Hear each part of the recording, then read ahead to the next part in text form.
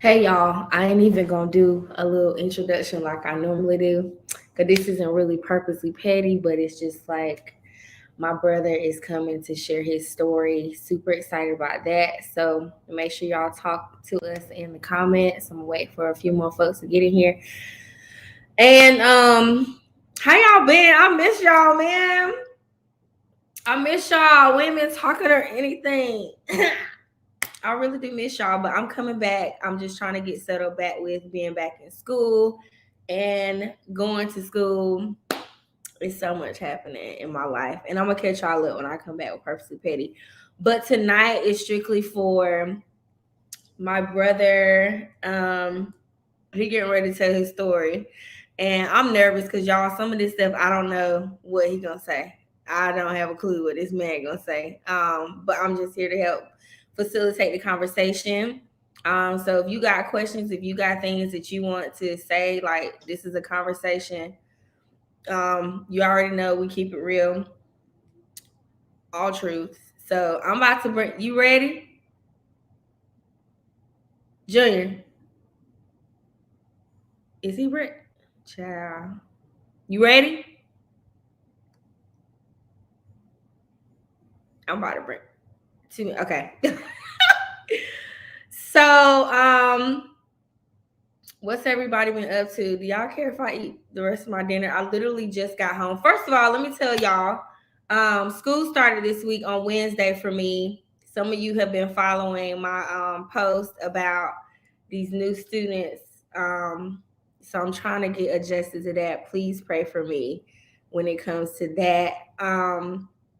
But also just to give a little segue to what's going to be happening, my brother's going to be talking about.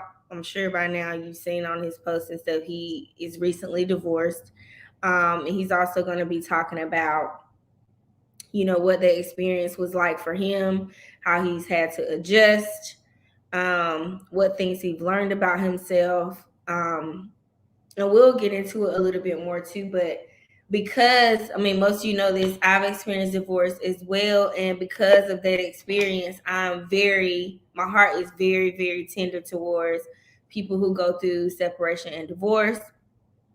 Um, and I lend myself wholly to them because it is an awkward, position to be in your life, and a lot of people don't get it and they don't understand it, and so again, that's why I started the Breakup Toolkit Facebook support group for folks who've gone through divorce and separation or a breakup. So you can be around people who actually understand what you're dealing with, what you're going through, because a lot of people don't. And then it was kind of awkward for both of us, which we'll talk about that too. Y'all seen my parents just celebrated 40 years of marriage, and not saying it was 40 years of perfect bliss, because I'm gonna interview them too, and they'll be able to tell their story as well. But it was a little embarrassing for me. I don't think I've ever said it out loud, like in public, but I've said it like to my family. I felt like I brought on some type of embarrassment because my marriage didn't last, although it was not my decision to end my marriage. It still felt I was a little embarrassed because I'm like, you come from parents, a two-parent home. They've been together since they was 15, 16, got married at 18, all of that. And your mess was toe up in 2 years. So it's like I was just, feeling some sort of way about that. So I'm eager to know how my brother felt regarding that too. You ready? It's been 2 minutes. Y'all. Let me know who's here. Somebody comment so I can know who's up here. Tell me who's up here. Who's in the room? Well, I don't want to say the room. That's so lame to me. But who's watching? Say hi or something so I can know who is up here with us while Mal J gets his life before he comes up here. So go grab you something to drink, grab you something to eat. Hi, Sonny. Hi. Grab you some food, cause we about to go on a ride. Huh? You won't be able to until you come in the room. So you ready? Hey, Courtney. I'm gonna bring them in here. Hey, Aunt Sandra, love you too.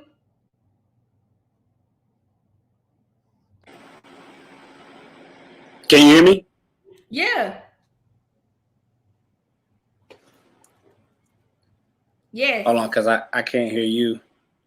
You might You can hear me need to, though? yeah. You might need Oh, to that's get some weird. earphones. Can everybody hear us? Hold on 1 second. I'm trying to see why I can't hear. Hey, Sharissa. Hey, Crystal. Give me 1 second, Love okay? you too, Aunt Sandra. Love you too.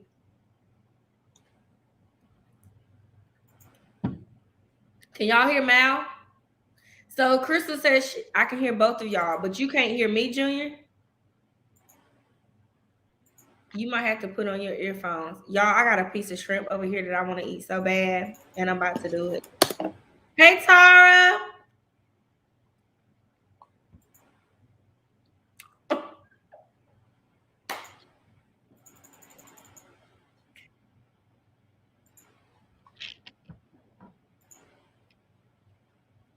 What was the last time you could hear me?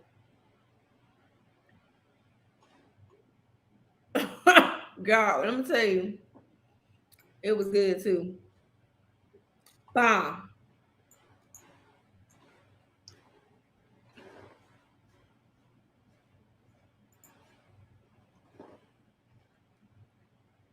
Did everybody have a great week? Hey, Genevieve. Well, maybe one day we can meet. I'm glad I could bring you joy and laughter.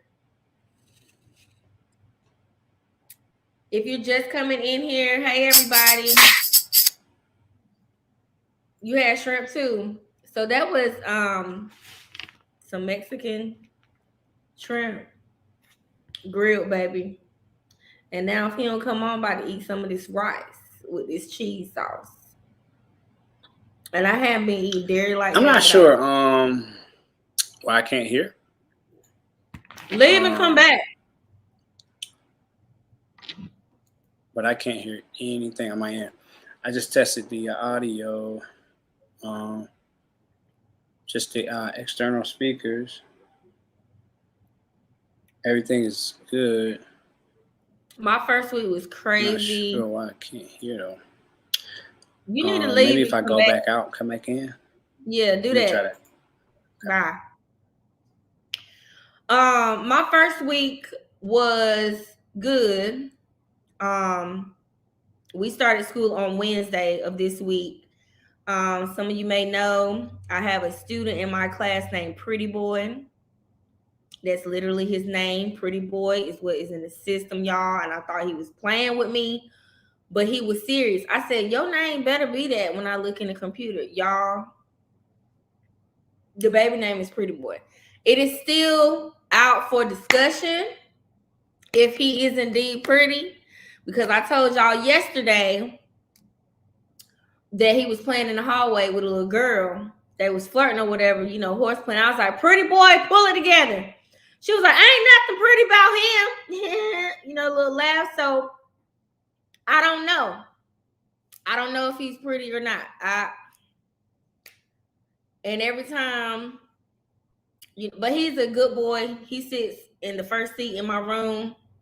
He participates in class. I ain't had no issues with Pretty Boy, so maybe he got a pretty attitude, even if he might not have the best looking face. Okay. But again, I don't know what that man looked like because we are wearing our masks. We wear our masks all day long. So I don't know what that baby looked like.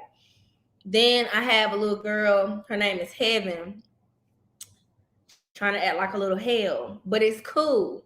She got the right one. Okay. I'm gonna help her. I'm gonna help her be heaven on earth. Believe me.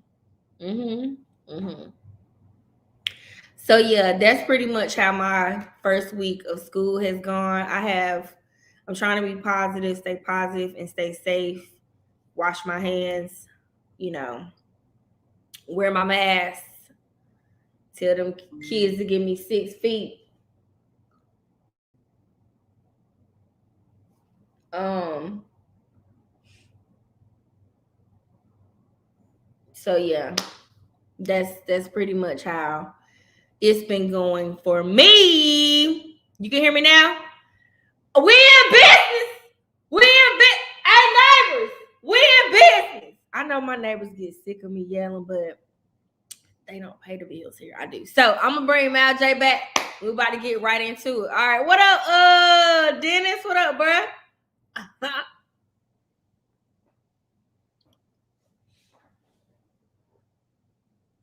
Can you hear me? Yeah, I can hear you good. Oh, I can hear you too. Finally. Dang. I wish I could see the people that you see though. You can't see the comments? Nah. You might have to slide your joint over, but I'll let you know when people talking. Hold on, let me see. We can't see. I can't see the actual people. It's people commenting. Oh yeah, I see it now. Okay. Yeah. Cool. Say less. Okay. Cool. You ready? Yeah. Let's do it. What in the world are you about to tell us? Because I don't even know. I am not. Hey man. Prepared.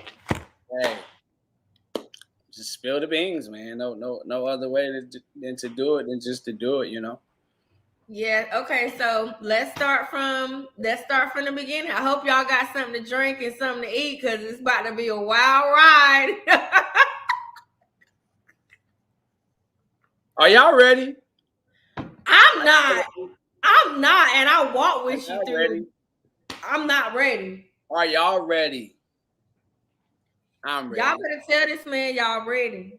I feel like we need to pray before this. I don't know. I just God knows we do. I was gonna ask you, did you want to pray?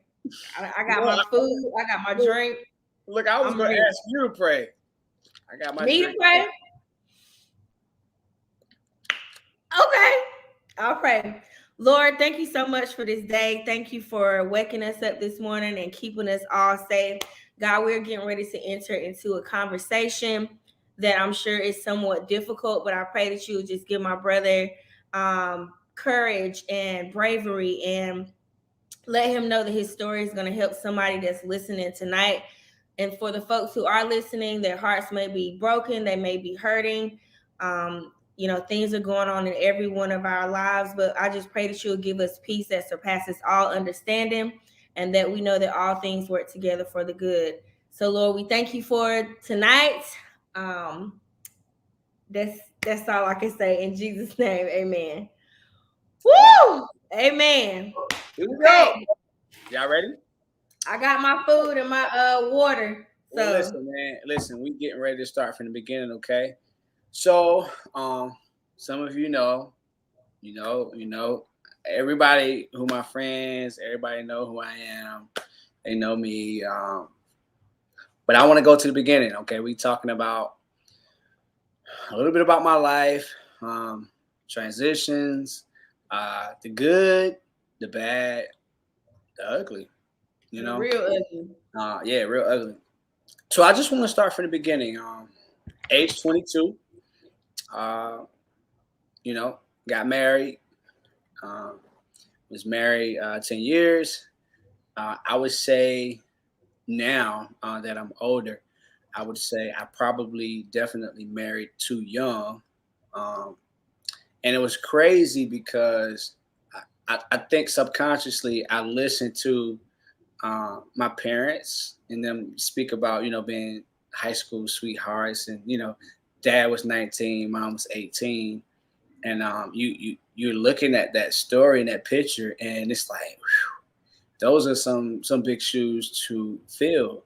And not to try to duplicate, what they did, but, I ended up marrying young. I can honestly say now where I am, I know 100% I was not ready.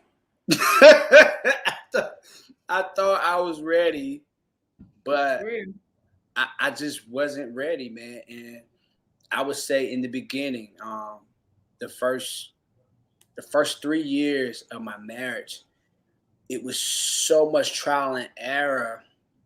And And I would say because of me, in the beginning, because I was learning a lot about the foundation that I was trying to set for my household. And with that being said, I'll tell you my background, and then I'll tell you the transition period of what took on from there.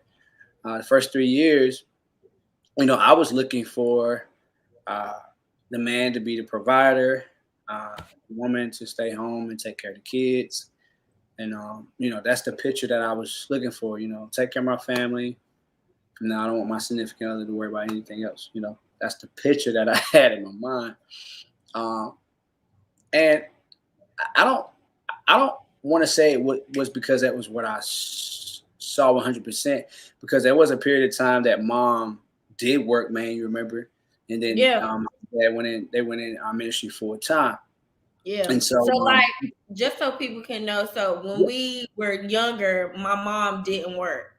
she did not She work pretty right. much she was at the house, Hmm. teaching us all the things, how to read, what a Absolutely. stay-at-home mom does. Hmm. And then she later went into the workforce. Yep, absolutely.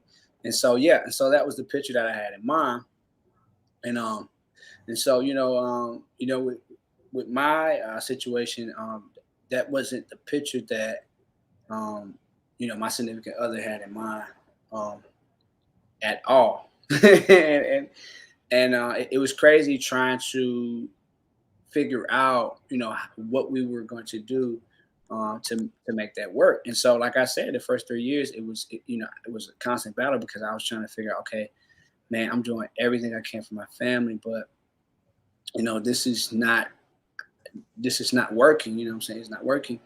And I would say something, and I can honestly say this today, and it's crazy. I remember the way my dad used to talk to my mom, and I can honestly say, there was some good and there was some bad, and I would say there was some verbal abuse, physical abuse. Absolutely never. I would kill my dad. Dad, I love you, but you had to die. All right. Out of here. I mean that with 100%. With the Father, the Son, and the Holy Ghost. Dad, I put you in the ground. You ever touch my mom? Okay, but you guys get the point. But there was verbal abuse, and and Charmaine, you can attest to this too. Um, I'll be honest. I spoke to my wife the same way my dad spoke to my mom the first 3 years of our marriage. I did not speak to her with love. I did not speak to her with kindness. Um, I was verbally abusive to my wife at the time, and I'm sure it took a toll on her. I'm sure it was very tough for her. Did I love her? Absolutely. Um, did I care about her? Absolutely. But that was what I knew. You know what I'm saying? That's why it's Talking important. act, Yeah, talking act, yeah. not Talking to act, or not to. Yeah, with yeah. acts. Right. And see that's something that's big. When it comes to your foundation, and and that's something that you got to be careful with. Before you choose anybody, go look at their foundation. Go look at their background. Go look at what they got going on. You know what I'm Where they come saying? And the from. thing is, and see, I'm not a person that's one sided. You know what I'm saying? That's gonna tell you all the good. I want to tell you everything. I want to tell you the whole transition period of how everything transpired to where it was. So yeah, like I said, I was verbally abusive to her. Um, I'm sure she can tell you many stories, in detail of things that I said. When she would bring them back to me, I would definitely always apologize. And it's crazy because when she would bring it back to me, I'd be like, I said that. I didn't hear that like that. You know what I'm saying? Because you know Yeah. what I'm saying. That's just it's just who you are, man. Who your makeup is. But one thing I can say, I don't want to get ahead of myself. One thing I can say is therapy is a very, very important tool that helps. Okay, I don't want to get ahead of myself. But so that's first 3 years. Okay, we're married 10 years. So I'll be honest with y'all. I had to go get some help. Okay, I was trying it on my own, and my way wasn't working. You know what I'm saying? And so I went to Yeah. go get some help. And when I went to go get some help, even my significant other noticed the changes.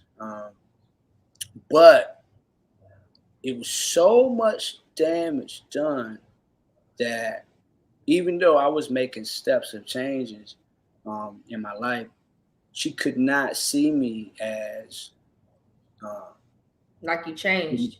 yeah. She, and so a year had passed, and I'm telling y'all, I really worked on that thing, and when I say I filtered my bad foundation completely out of my life, Charmaine, am I lying?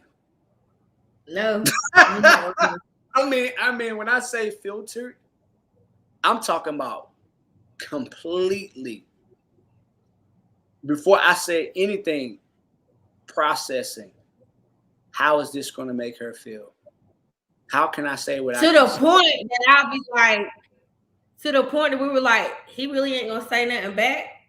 Like you really just gonna let that fly? Like you ain't gonna say nothing? You just like, who are you? A couple of times like, you really gonna let her say that? Or you really gonna let her react like that? We just like, dog, Well, and the you thing not is, gonna respond? exactly. And the thing is, I was more conscious at that point. I had learned so much, through different therapies sessions that I knew that timing was everything.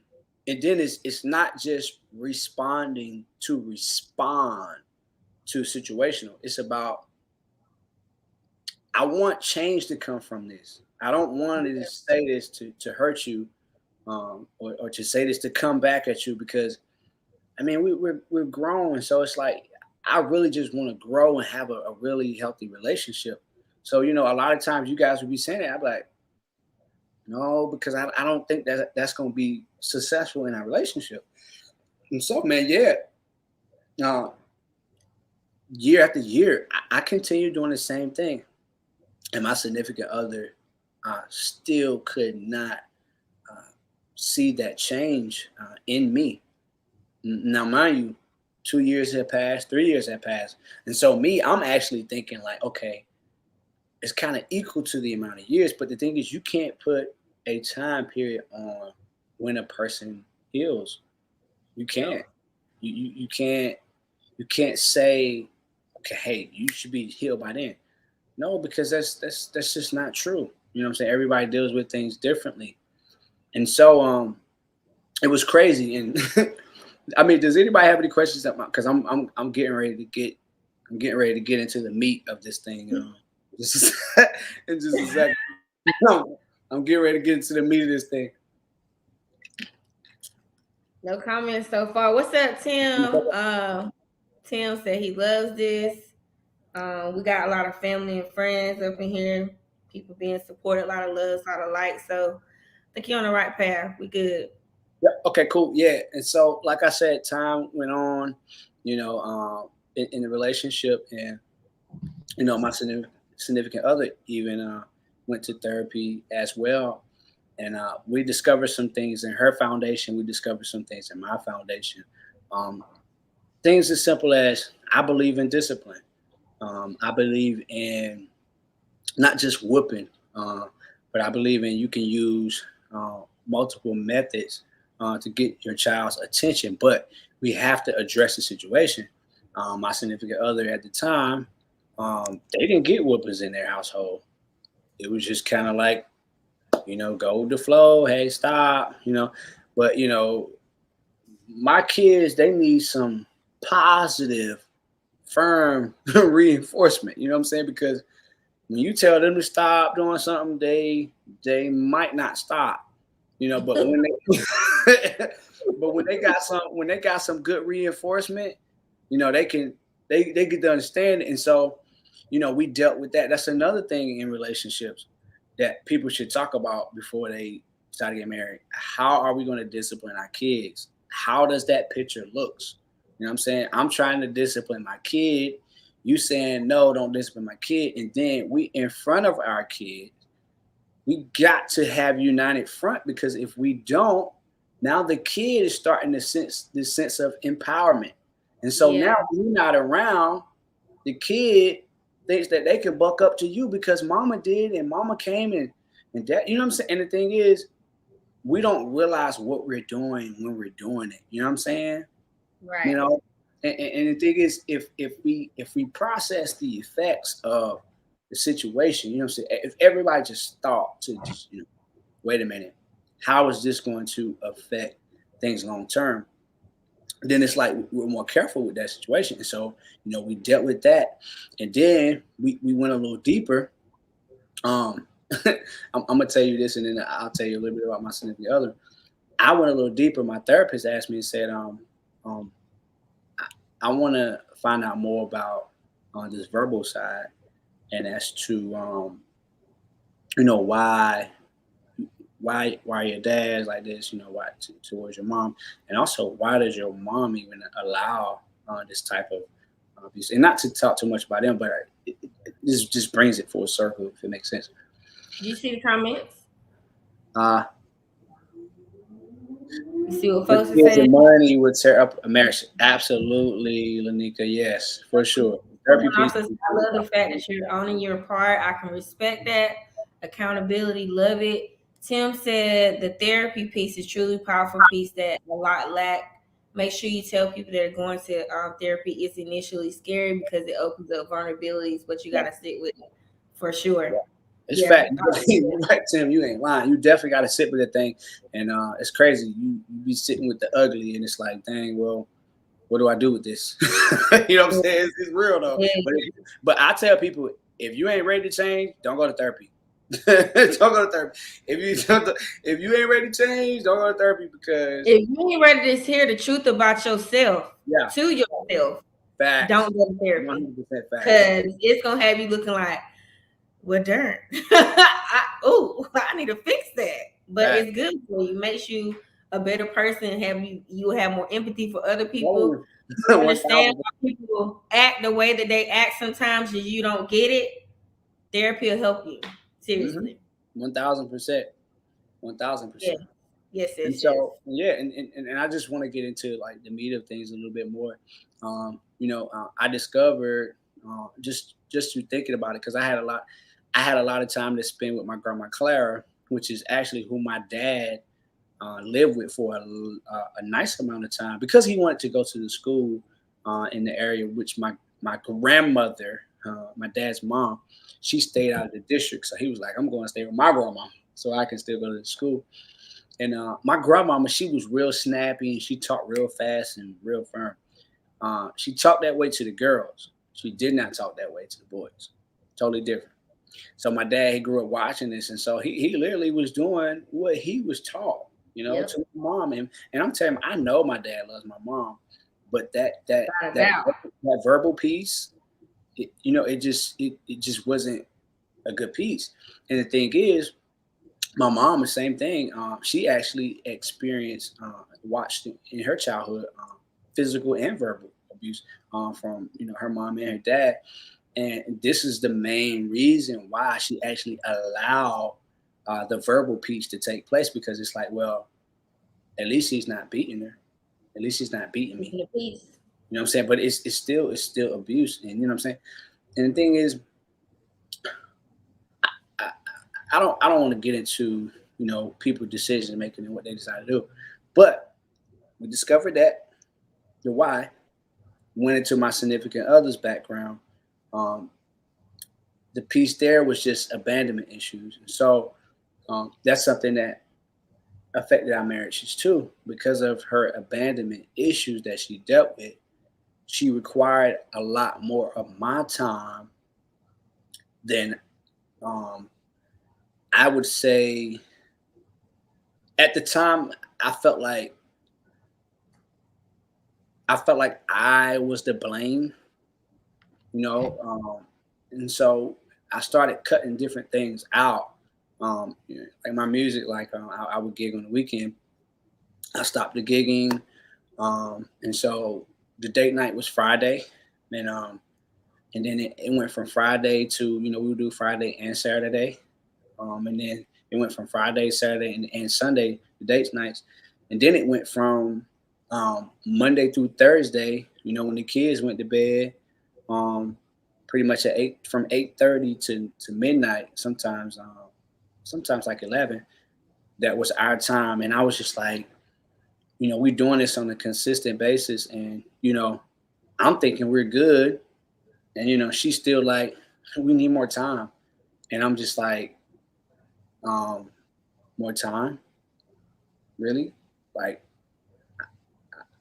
I'm. How many days you say? So basically, Monday through Thursday, the kids go to bed 8:30. So you had date night every night.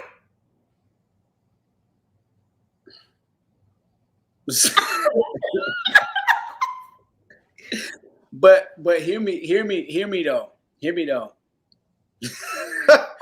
look, Diddy said, you definitely stop answering the calls.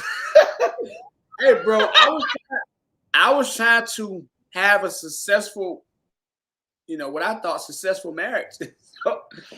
So, yeah, man. And so we found out the abandonment issues, there we found that out.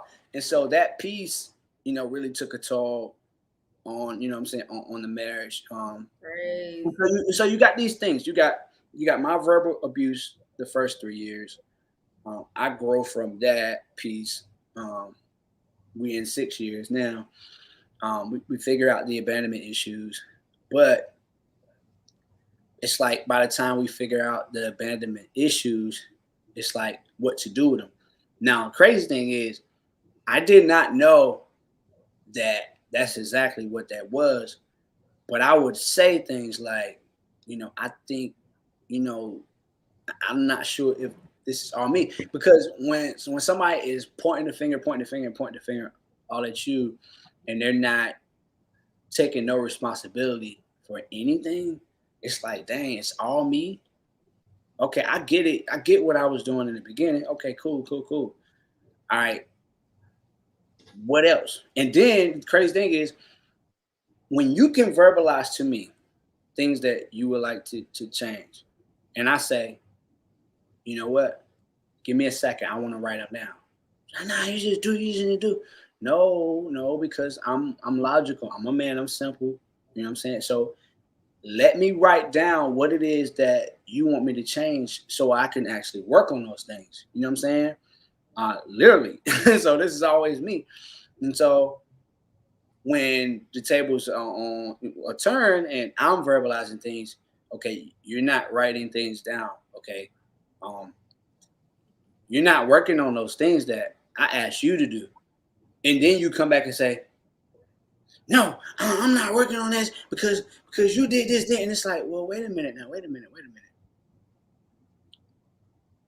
Are you still in the past, or are we trying to grow to move forward? Now, I'm not saying that I want you to snap and come out of your healing process. No, that's cool. Go through that. Do what you need to do. But how can we grow from this place if you're going to stay there and you're telling me that you're not going to work on any of the things that I'm asking you, and I'm telling you that I'm going to work on all those things, okay? Because at that point, it's really not even a team. And and I think that was the point in our marriage where I did not realize that it wasn't a team. You know what I'm saying? We had the title, we had the certificate, we had the rings, kids. We had the kids, but it just wasn't team. And even when it pertains to the support, you know what I'm saying? And then the thing is, what they will always say is, I had the kids, I did this. Well, we actually set up a schedule so that, okay, you don't have the kids all the time. Set up childcare, and actually encourage, hey, why don't you find some things that you like to get away from the kids? Because we know that, kids can be a lot. So it's like, okay, go out with your girlfriends. Cool. Okay, cool. Do that. Do your thing. If I got a gig or I got something that I gotta do, okay, cool. We didn't have a lot of family here, so we utilized the kids spot. You know what I'm saying? Like we advertising the kids spot. So you know what I'm saying? We utilize the kids spot, and so I would literally make sure I had funds just so that she need a breather, kids spot, boom. You know what I'm saying? Because we were far away from home, but that's not an excuse because my thing is I'm always looking for the solution as to how we can make this situation better. You know what I'm saying? So we did that. Okay. And it's like every time we would find a solution to something, everything will always be brought back to those first couple 3 years of the marriage. It's like, okay, it's like they always wanted it to be a problem. You know what I'm saying? And it's like, yo, Drama. we can be problem free. We don't have to we don't have to make unnecessary stress. And I'm sitting there saying, God, is there any like what else can I do? I'm bringing solutions to problems. You know what I'm saying? And that it's crazy because you see some people say, man, don't bring me no problem if you ain't got no solution. You know what I'm saying? But me, I always been the type of person where bring me the problem and I'll find a solution. Solution. You know what I'm Yep. saying? Yep. And that's literally what we did. You know what I'm saying? Yep. I mean, and it was like it was just never. Um, it never hit a level of satisfaction. You know what I'm saying? And so you got this, and you're still trying to live regular life and iron through these issues. Can you give an example of how bad the abuse was?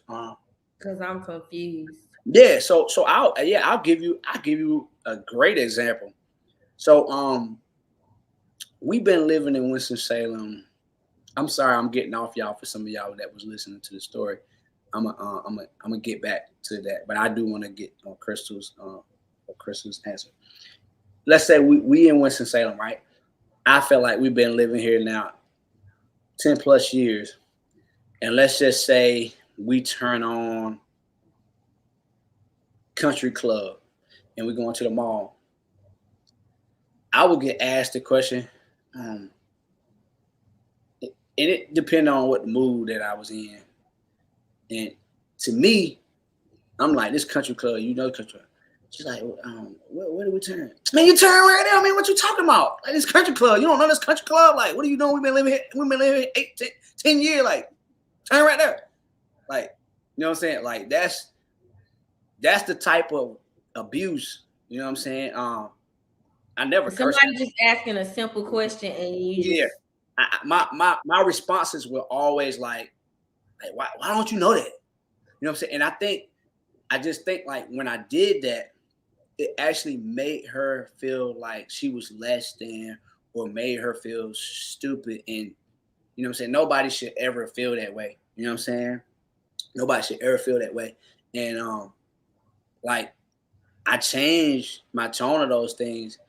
Um, like once I learned, you know what I'm saying, what I was doing, I just play it in my head, if that comes, if she asks again, I said, yeah, belittling.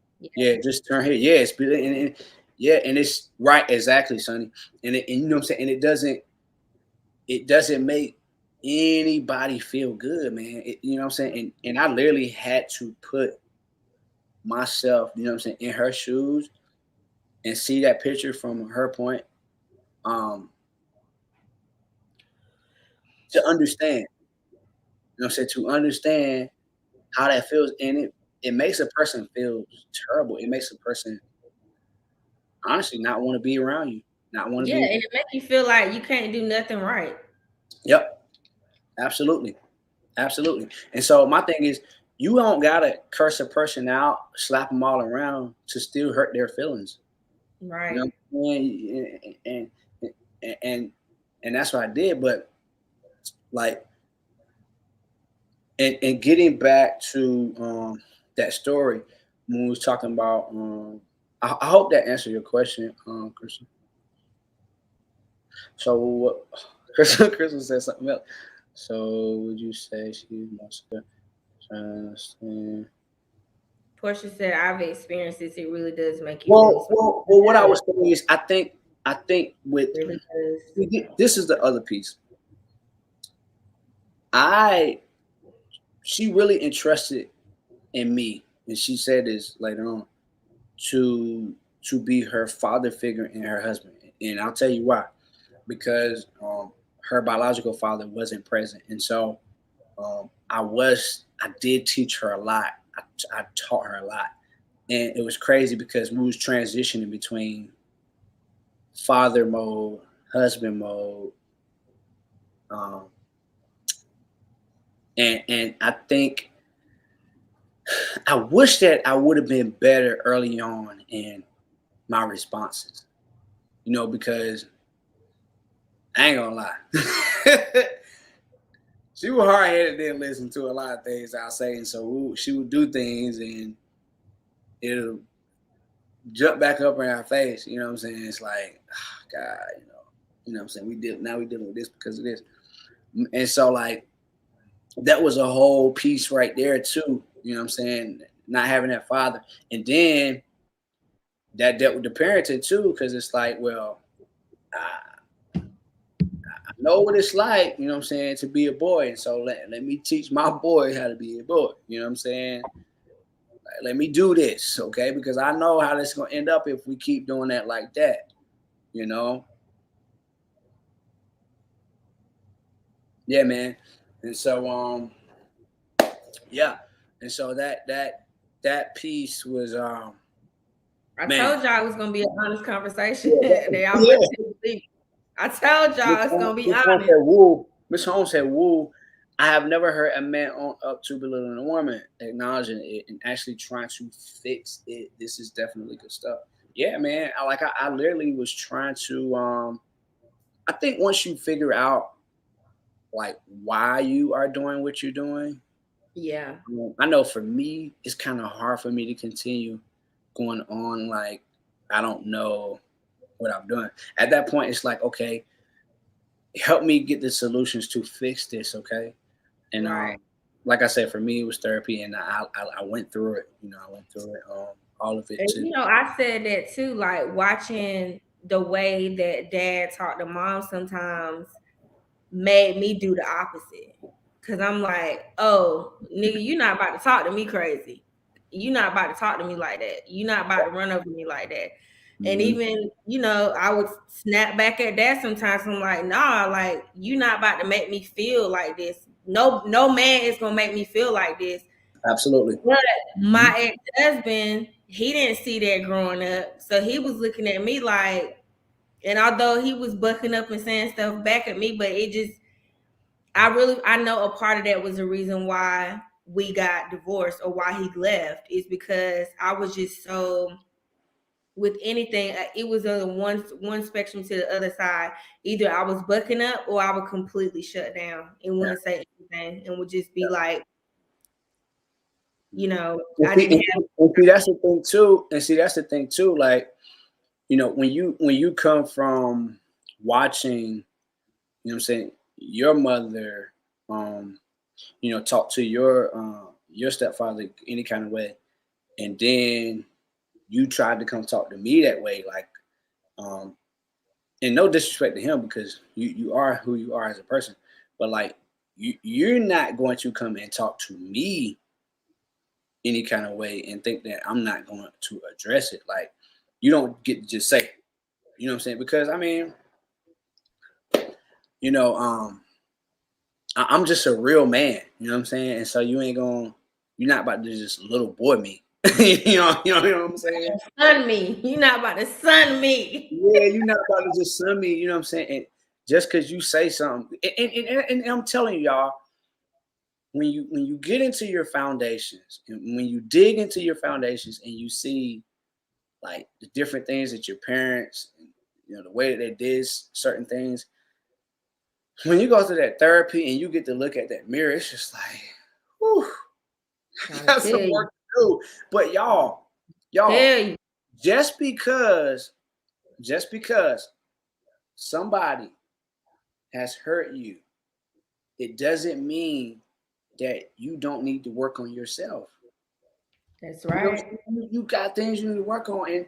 And my thing is, man, I can't even sit up here and tell you um the way that I was spoken to. And I just went in my little space, processed it, and came Talk back. about it. You know what I'm Talk about saying? it. Talk about it. It got ugly. It got ugly. It got ugly, man. It's almost like the roles reversed. Yeah, it's well, the thing is, it's crazy because that piece was always there. Um, I just think it as the years went on, it just got more prevalent, more prevalent.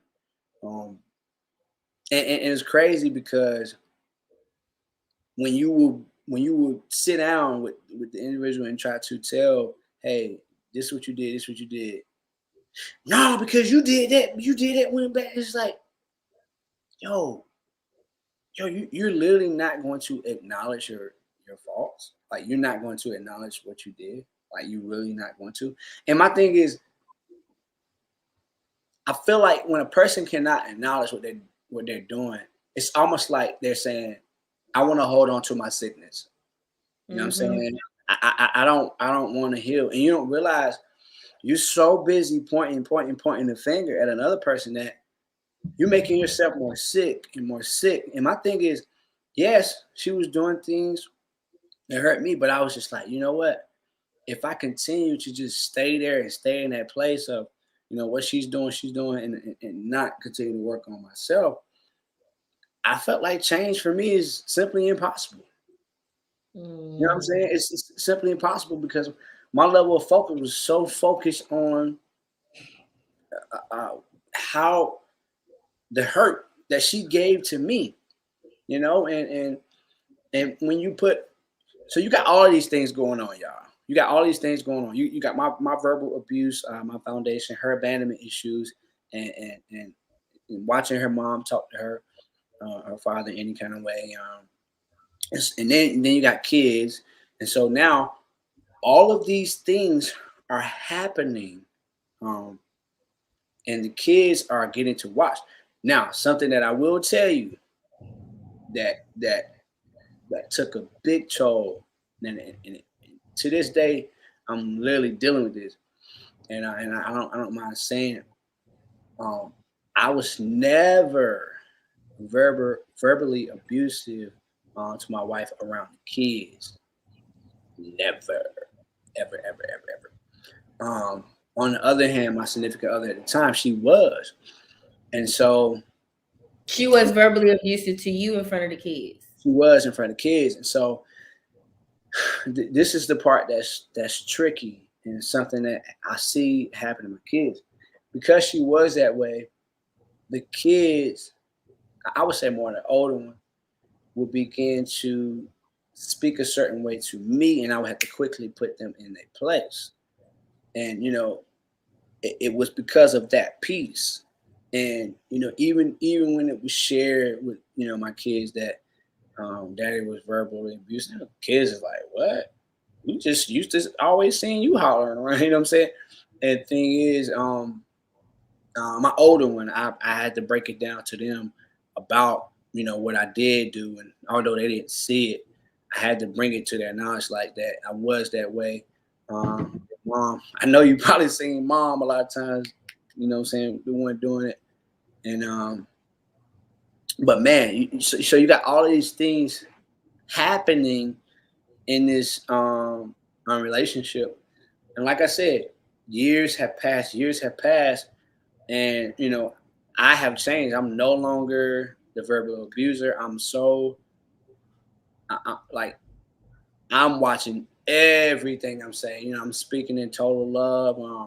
Yeah, it's you know, but my significant other never, and I can say this right now, never got to the place to where she accepted uh, this new person that I was able to become, through therapy, through help, and it's crazy. years went on in the relationship, and I'm thinking like for some reason I'm thinking we're getting better, things are moving, and the thing is, all the while things are not getting better. She's feeling the same way. The only thing that's different is time is passing. It's a new day. She's feeling the exact same way. No changes. Any changes that I want from her, things that I want done, nothing was worked on. No changes were made. Any changes that she would bring to me, every last one of them, I can tell you 1,000%. I worked on them. I got help, outside help, to be better. Do you think she was too scarred at that point? Um, 7 years later, still scarred? it's definitely possible, Portia. It could have been at a point to where it was just like the damage was already done. I've definitely heard women say that before. The damage is done. And so you're right. That's a great question. She probably checked out mentally by then. She probably did. She probably She did. probably did. That's very true. She probably did. And so you got this. You got what, we 7 years, 8 years, 9 years, and 10 years. We fast forward to we're separated now, and so we actually separate. And You got another question. Do okay, you think did she think she was changing, like it was a blind spot in her life, or she was adamant against changing? you know what? I don't think she thought she had any problems. She didn't think that she had anything to work on, and I can tell you that because she would say differently now if you would speak to her, because she has since been to therapy herself, and so she didn't think that uh, anyway. Sonny said, I can agree with being abused in any way. If you scar, like you always live each day, not knowing if things will go back. That's true, Sonny. That's so true. It's like you're afraid to give yourself, um, you know, back to that person after they have. And my thing is, it's crazy. It's crazy that you say that, Sonny, because I was. I want to take It's just a sidebar. I'm gonna come right back. I was You see talking. what you see what Portia said? Yes, but hold on one second. Hold on one second. I'm gonna come right back. I'm gonna come right back to what Portia said because I don't want to miss this point. What Sonny said. Sonny, you absolutely right. Yeah. What you said. I was talking with a friend. It's probably been. It might have been maybe a year or so ago, and they was having a similar situation as me and my significant other at the time, and he was saying like, you're like, bro. He was like, bro, like she literally kills me and crushes me, bro. He was like, bro, I literally go in my closet, I forgive her. And he was like, and I just move on. And I was like, yeah, bro, that's cool that you're able to do that. I said, but she ain't you. And she ain't gotta just she she is built differently. And so just because she does not um, pop up and get rid of her as quick like you, it doesn't make her wrong. Right. You know what I'm saying? And and, Right. and, That's and that's good. the, and that's the That's thing. good. Yeah, and like he was trying to be like, yo, she's wrong for that, bro. Cause bro, I don't do her like that, bro. She do all this, do that to me. You're like, bro, I don't do like you can't tell a person how to process. You cannot tell a person how to You process. can't, man. It could take them 20 years. You know what I'm saying? They may heal from it, they may not, but just wanted to catch that sidebar. Portia said, without therapy, it's very easy to be in a state of victim. Absolutely. And Forever. Audrey is a therapist, and she said abandonment brings a lot of shame and guilt, and you covered it up with a false confidence Mm. or not being able to acknowledge your own faults at times. You have to be exactly, son. You're right. You have to be willing to put in the work. Yep. Which is, and the thing is too, there's a big vulnerability to say to that person and say, you know what, this person jacked me up before, but you know what, I'm gonna try it again. You know what I'm saying? If you see some light of hope, you know what I'm saying? Some light of hope. You know what I'm saying? And I'm gonna get to that point, you know what I'm saying, in a minute. Um, man, the separation happened, right? And so it's crazy, man. Um, the first separation, let me say that, because then my significant other, she came back, and when I was going through my therapy, my therapist was telling me, when she came back, she asked, well, how long did she stay? And I think I think I think during that time it was like maybe 2 or 3 months. Um, and she was like, well, I don't think that maybe she came back with the intentions on staying, but more so to prove that to everyone else I did try. You know what I'm saying? Because when you think about, leaving and you breaking up the family, there can be some signs of guilt as to people looking at you like you are the bad person. You know what I'm saying? And it was saying like I'm not sure if they were coming back to really be in it, because if all of the things that you said have happened, they probably already checked out anyway. So it's like, you know, um,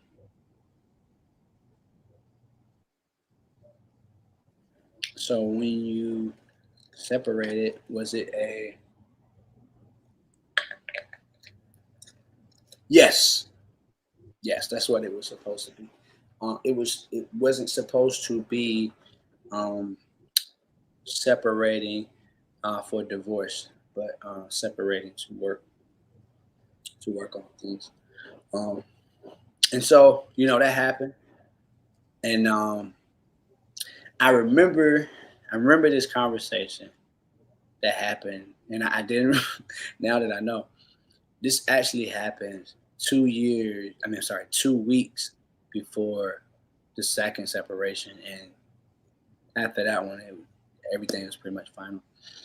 2 weeks before that, um, it was actually her birthday, and we went to Florida. Went to Florida, and we was going. We just left this restaurant, and we was having a conversation about L.A. And I was like, man, we need to go to L.A. Man, I would just love to live there for, I'm saying, a couple of years or so. I would love to go live there for a couple of years or so. I was like, what do you say? What do you think? And the response was to me is, I'll never go anywhere with you without having my mom or my family, somebody with me. I'm not gonna trust you enough to be that far away. And I was like, oh, I mean, like when she said and when she said that, like, it crushed me to the point to where I was just like, I don't, I don't, I don't really have a wife. I don't, I don't have, I was like, I don't really have a teammate, like, and I would say 2 weeks after that, you know, man, she was getting her stuff, and This is the second separation or the first one? this is the second and final one. And so, Second. Okay. yeah, so she's out, and I'm begging, trying to save my relationship. Um, I'm going over to her place. I'm begging her, trying to get her back. I'm doing everything. Um, so she was saying that basically she felt like that I would get too. She felt like I would get too busy. She felt like I would get too busy, Portia, with like projects and stuff, and wouldn't feed her what we know now is abandonment issues. She needed more attention, and that's what my therapist said. You can never give her enough attention. Like there's nothing that you could have ever done because she was dealing with those abandonment issues. And so she was saying that she didn't trust me to be that far because she felt like I wouldn't give her the appropriate amount of time spent. You know what I'm saying? When honestly, she could have just found other things, other hobbies, other things to do to fill that place because I was doing my part as it pertains to the um as it pertains to the date night, make sure we are getting the quality time, the communication piece. I had that down. Uh, Definitely love doing that. But yeah, but Portia, to answer your question on that, and so it's like you know she gone begging her back, you know, and it's like she it's almost like it's crazy because it's almost like even when I was looking at her, it's like she saw my change, she seen the different things that I was doing, um, but it was like I don't know, it was like it was just something that was just holding her wherever she was at, and I just kept trying. She was like, "Nah, she good." You know what I'm saying? And then it got to a place to where um, she started establishing boundaries, and I was like, "Wait a minute, is there another nigga?" You know what I'm saying? Oh, you know me, y'all. I ain't even gonna hold y'all. I'm now I'm extra like I'm like, yo, like what's going on? You know what I'm saying? And so like, man, I remember, man, this thing getting so overbearing. Um, Kept begging her, asking her over and over and over. And I remember even having a conversation with her. And I actually had my kids at night. I was like, yo, why are you doing this to us? So like we gotta be able to make this work, man. We like, come on. Like, what are you doing? You know what I'm saying? And she's like, you know what?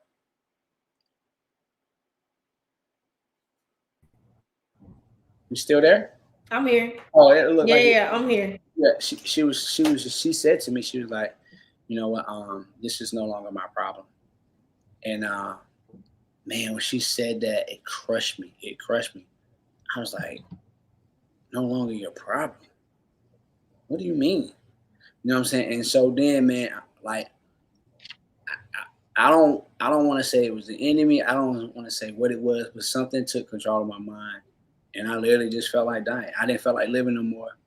Um, I mean, I was hurt, you know, my marriage is over. You know what I'm saying? I never, in my mind, is to death do us part. You know what I'm saying? That's, and with that being, I always try to figure out like, what can I do, you know what I'm saying, to make things better. You know what I'm saying? And I felt like I was doing everything that I know to do based upon the help that I was receiving. And I mean, I'm gonna tell y'all how bad it got. I would go over to her place, the weekend that I knew the kids were gonna be with me, and I didn't see her car, and I would automatically be in my head. I'm calling her like, "Where you at? What are you doing?" And she's like, "You don't get to call me no more, and you don't get to ask me where I'm at." I mean, y'all, it literally drove me crazy to the point where I was ready to take my life, man, because I kind of felt like life is not life anymore. You know what I'm saying? I envision this to be my final. This was it. I got my wife, my kids. Like this was it, and to just seeing it being ripped apart. You know what I'm saying? It bothered me even more. You know what I'm saying? And I was just like, it's not worth it. I might as well just, just take myself out. You know what I'm saying? I might as well. And I remember telling her, I remember it was one of the last times I saw her. I was standing at her door. You know what I'm saying? And I told her, I said, I think this gonna be the last time you're gonna see me. I told her, I said, you know what? You don't have to worry about me calling you no more. Um, you don't have to worry about me coming over here bothering you no more. I said, this gonna be the last time. And she said, what do you mean? What are you talking about? I said, tonight is tonight. And she seen it in my eyes because I was so serious. And when she seen how serious that I was, um, she started crying. And I closed the door, and she called my mom, and got her all involved. But mentally, man, I was just so checked out. I really, Scary, really, I scary. really could not. I really could not bear the pain. I cannot tell you the pain.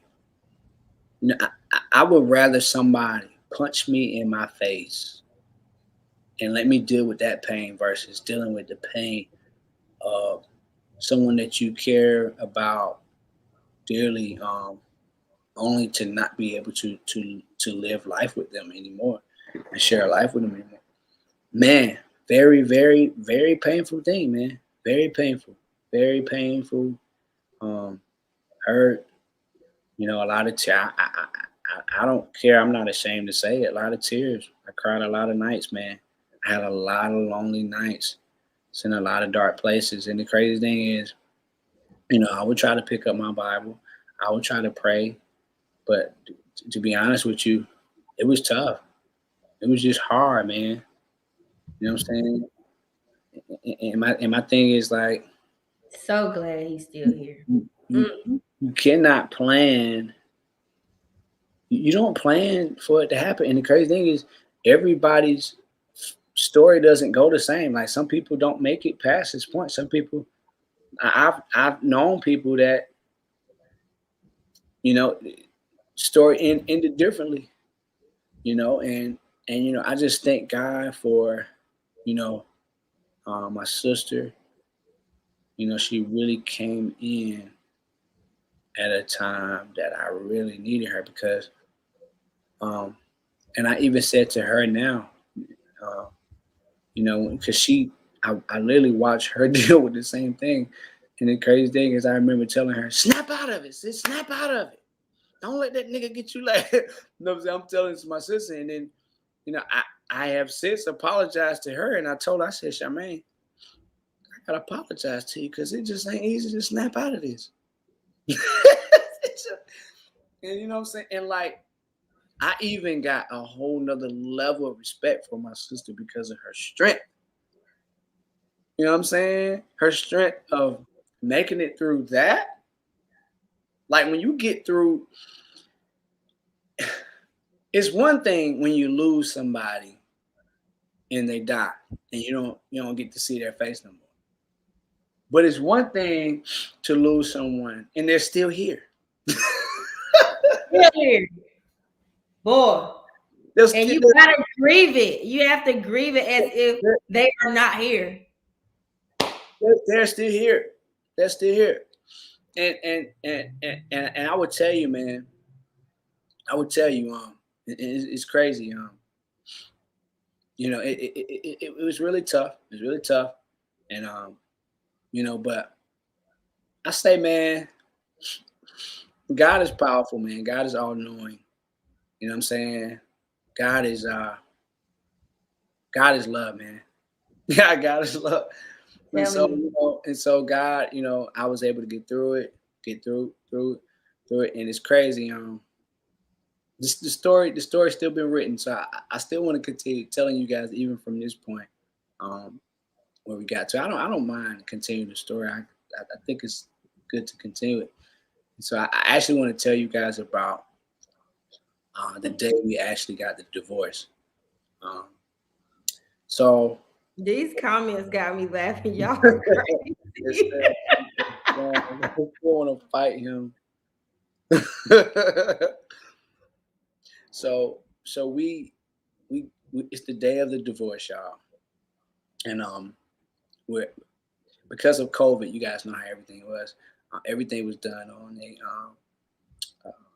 a, a virtual platform, and so we're literally sitting on the the platform, and they're going through the different divorces. It's probably about 40, 50 people who are getting a divorce. And some people got their camera on, some people got the camera off. But before they can grant you the divorce, you have to come on camera.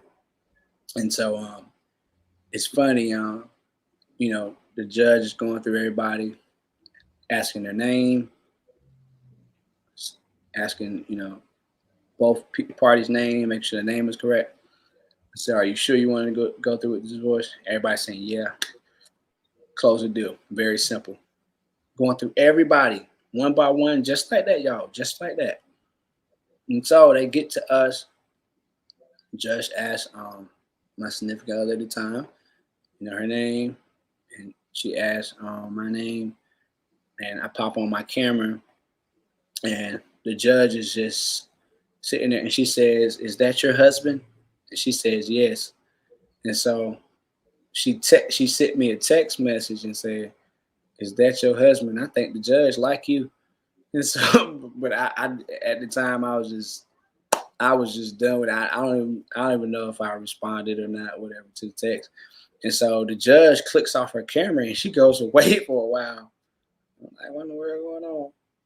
And she comes back on the camera and she asks a second time, "Are you sure that you want to go through with this?" The judge asked y'all that again. Both of us did again. Yeah, she's like, "Are you sure you want to go through this?" And we was like, "Yeah." And then she still took a little while. I don't know, for whatever reason. I don't know what in the world that was for. But Hey, she give them more time to make sure that's what they really wanted. listen, I don't know how, but it was so weird because I literally watched her go through everyone. Everybody it was just quick. Sign out, boom, yes, boom. So I don't know. I just thought that was crazy, man. And so so time, going on, divorces final, whatever. And so I mean, since then, I have met someone, and man, I could say, man, there is life after divorce. You know Yes, what I'm saying? sir. Like It is life after divorce. Yes. there's a brighter side after divorce, and it's crazy because you know the, the different changes and the things that I wanted um, in my relationship. No, it's not the judge.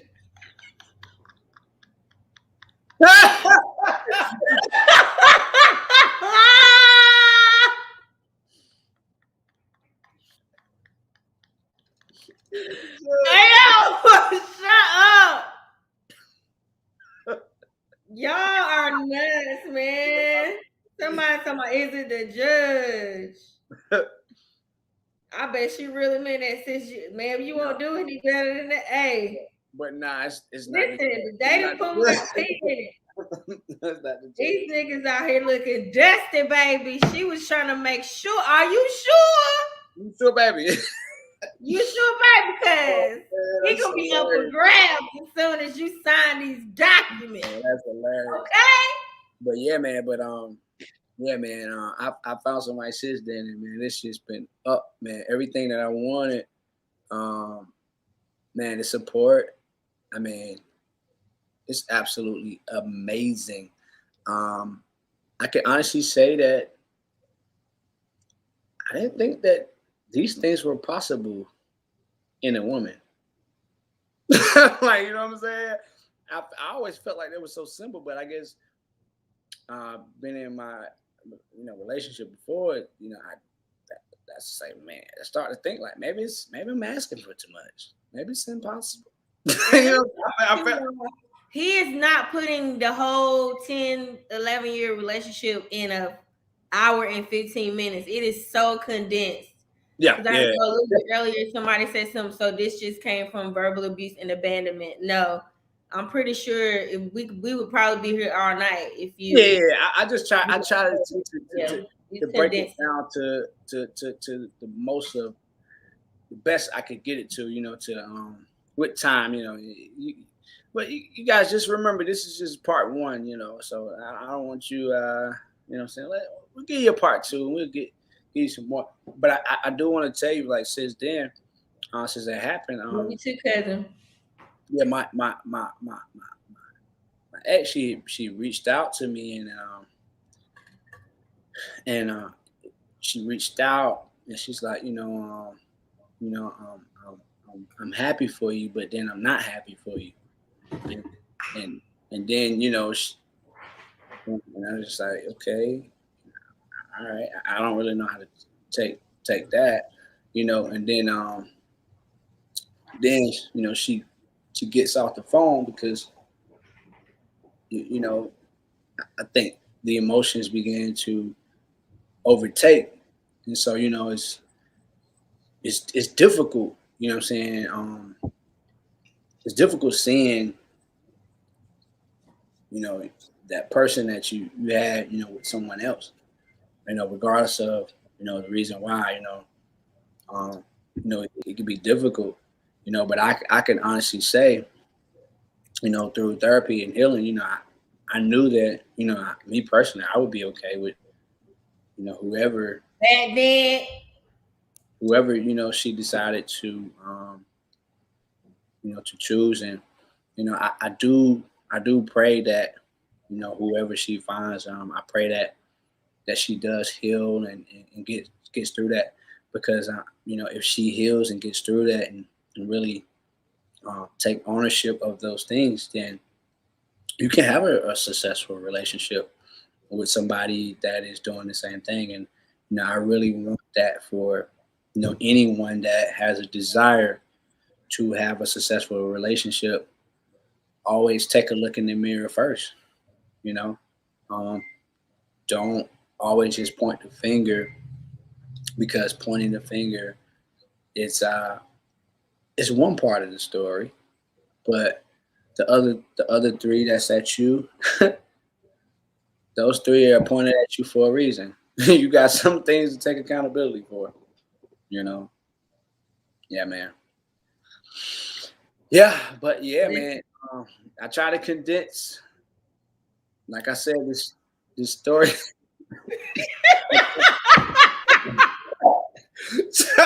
Man, I try to condense this thing as much as possible, you guys.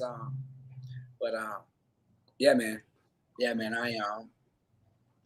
I just want to say, man, anybody that's desires change, go to therapy, man. Go to therapy. Go to therapy. Get what you need for you. You know what I'm saying? It's no need of you staying in that place that you in for 15, 20 years, okay? There's a book that I read that changed my life. I don't know how in the world that I forgot to tell them about that book Louise the book Hay. that I told you about. Louise Hay. You Can Heal Your Life. It's called You Can Heal Your Life by Louise Hay. If you inbox me, I will send you the book. Inbox me and I will send it to you. I'm telling send you the book tonight. Inbox me your email address and I will send you the book tonight. I'm gonna tell y'all how good this book was. My therapist, that book was so good. I was coming back telling my therapist certain things, and my therapist like, "Well, you ain't thinking about canceling the sessions, are you?" I think no. It gets you right. My therapist was scared. She was like, "You seem like you healing without me." I was just like, "Listen, man." I said, inbox me your email address, y'all. I will send it to you tonight. Oh my God, that's probably the best book I ever read in my entire life. Ever. I was like, oh my God, why is this book so good? I mean, y'all, when I tell you that we process and do things so wrong, let me just say, it's another way, okay? Yeah. Let me just say that. It's another way. Man, oh my God, how did we almost forget that piece, Charmaine? I don't know, but I would tell you this. It helped me. My say it's a powerful book. It helped me realize that divorce was an experience that happened. You know, it wasn't something that I don't have to own, oh, that's my divorce. It is an experience that happened. It was something that I was supposed to learn in that relationship. I was supposed to learn something in that relationship. And I did learn what I was supposed to learn in it. And then you move on. Nobody belongs to us, even when we're married to them. There's no guarantee that everything is going to last. Louise Hay. Dominic, it's Louise Hay. Louise Hay. Yeah. We'll You send can it to y'all. I'll send y'all you reach can out. hear your heart. Yeah, we can Yeah. send it. Inbox me and I'll send it to you tonight. Yeah, I you would can hear your heart. everybody Yeah. the book tonight. She has 2 books too, but the one You Can Heal Your Heart is the one I read. But she has another one I read as well. It's called You Can Heal Your Life. You Can Heal Your Life. Yeah. Yeah. 2 separate books. I got yours, Erica. Okay. Yeah. Inbox me your email address and I'll send it to you tonight. Like, it is one of those books that whenever someone comes to me and they say, man, I'm going through this divorce, I'm going through this, I'm hurt, I immediately send them that book. Absolutely. It also helps you look at death differently. It Yes. makes you look at, Yes. I mean, every facet of our lives. Losing anything, it helps you. Anything, grief, not just death, your dog. I mean, anything, y'all. Literally anything. A friendship, a relationship, anything you lost. You'll be like, anything you lose, it's a good book for you, man. Yeah. You'll be like, you know what? It really ain't that bad. Yeah, for real. I can live through this. I'm gonna be okay. This is how to process through it, though. It's just the processing stage. Yeah, just that processing stage is the craziest. You know what I mean? Yeah, crazy. You Can Heal Your Heart. There's one called You Can Heal Your Heart, and then there's one You Can Heal Your Life. If you inbox me, I'll send you You Can Heal Your Heart, which is the one that I'm going to send you, the one that Junior talked about that helped him and that helped me and so many other people. It is a powerful book. Powerful. You hear me? Powerful book for sure. Wow, we had a whole lot of y'all in here with us tonight listening, and I'm glad we could have a very real and honest and dope conversation. Thank you for being so honest, for being so self-aware, for talking about yourself and your toxicity and everything you had going on with you, because a lot of people, would tell their story, but they only tell what the person did to them and how they were hurt. And, they did this to me. They come from a victim standpoint versus coming from, well, let me tell you about me. Let me tell you what I did. So I think it's dope that you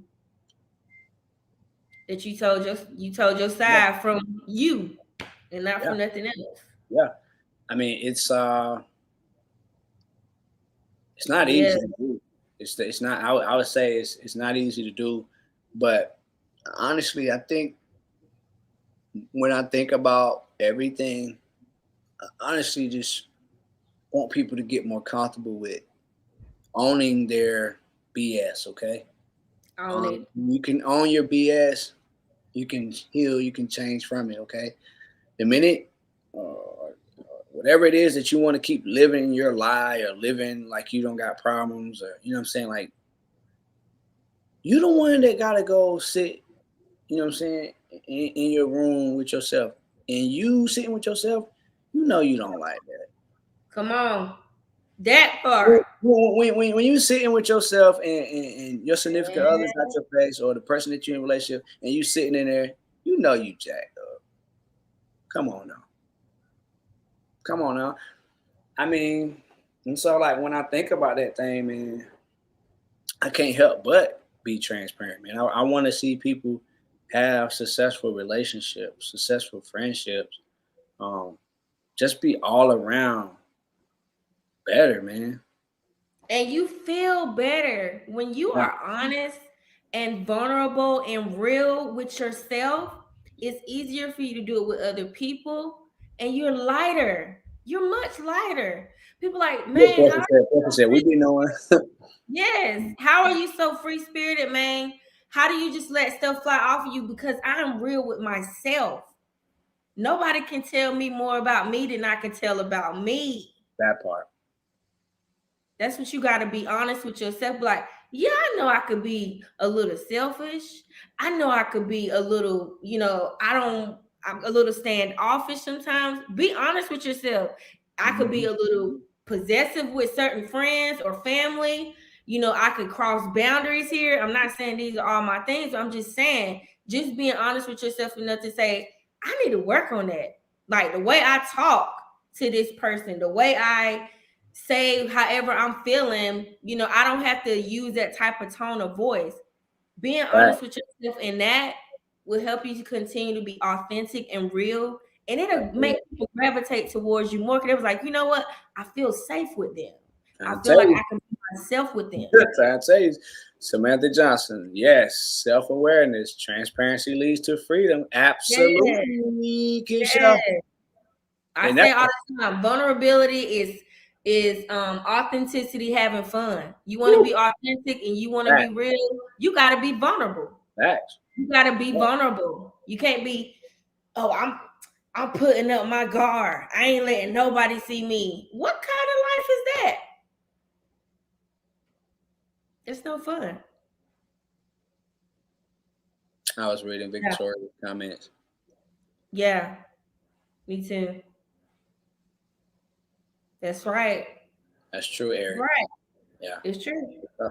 It's true. Yeah.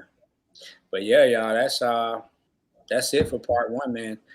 Part two, man, we're gonna get thick in that thing. We're gonna get even more in the details of that thing. Somebody said when is the next one? When is part two? So we're shooting for next week, the very same time. Okay. All right. Keisha says, when you take the mask off, you never want to wear it again. But it takes bravery to remove it. Yes. Yeah. And everybody here is brave. Y'all can do it. Take the mask off. Take it off, man. Take it off, man. Take it off. Be free in Jesus' name. Okay? Be free. Be free. Be free. Kiera said, be free. Love you too, Auntie. Be free. Let the spirit up. Lord, God is everything. It's free. God is in you from brokenness. You remember that? That song. You don't know that song? You said Kiera? The Lord our God is at rest and freedom. You can be healed from bondage and healed. And those of you who will ask you questions and you answer them, he'll probably go through the comments and answer them next week because there were different questions and comments. He'll go through and answer them next week. Yeah, was there a lot of them that we did? I'm sending y'all the book tonight. Hey, man, we love y'all. We appreciate you guys for tuning in, man. I hope we both said something that we all can use, man. Like I said, our very lives are still being written. And so, hey, man, we learn from each other. But y'all, I appreciate y'all. See you next week. Right. Love y'all. See you next week.